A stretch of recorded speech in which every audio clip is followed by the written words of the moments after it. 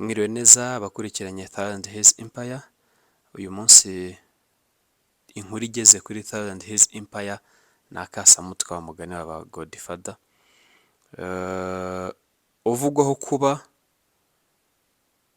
ihabara rya meya i Nyanza yifotoreje mu ntebe iruta izindi mu karere ka Nyanza maze ayishyira kuri Facebook. Ni inkuru yaciye umugongo abantu bose bakoresha imbuga nkoranyambaga, aho babonye umukobwa w'igisupusupu rwose uri muri ba bandi b'amasirey queen ariko usa nk'ukuzemo, yifotoreza mu ntebe ya meya w'akarere ka Nyanza maze agashyira iyo foto kuri Facebook. Ni agahomamunwa rero, ishyano ryacitse umurizo muri Nyanza, aho byatumye njyanama yeguza meya wa Nyanza ariwe Ntazinda Erasme. Aho rero muri kubona iyo foto, rwose ni icyo gisupusupu cyicaye mu ntebe ya meya wa Nyanza cyambaye ya marinete y'amasirey queen.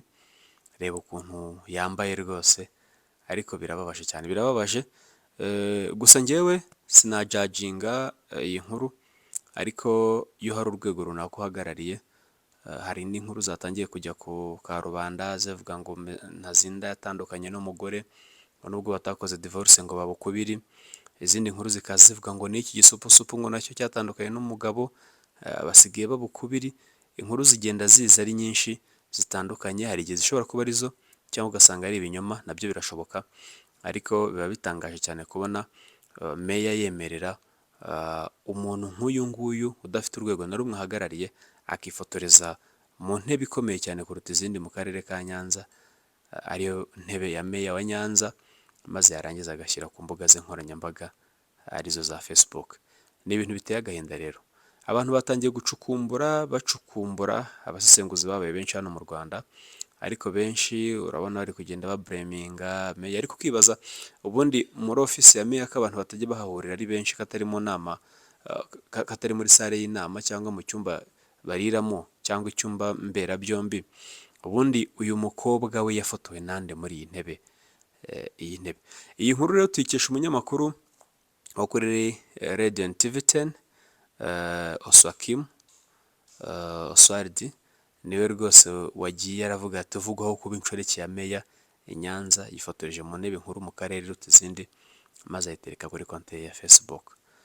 Ibi ni ibintu rero njye nabonye muri kadire eshatu. Birashoboka ko meya ashobora kuba yarinjiranye n'uyu mukobwa muri ofisi akaba ari nawe umwifotorera, ariko nanone ntawamenya, buriya hari abantu baba runtu wasanga nawe uyu mukobwa baramutumye, nabyo bibaho.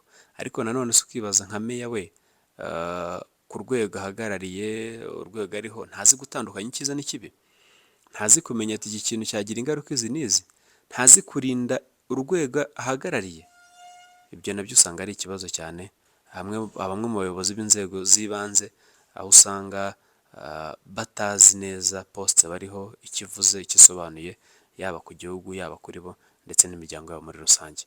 Ubwo rero turakomeza ducukumbure iyi nkuru, ariko meya n'ubundi yitabye RIB, ari mu maboko ataraye aho tuvugira aha.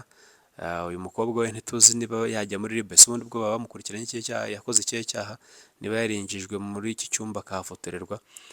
Mukomeze kuba ntimube kure ya Thousand Hills Empire, kandi mukore subscribe. Turagenda tubaha update ku bintu bitandukanye tugenda tubona hafi aho. Murakoze cyane, ciao ciao.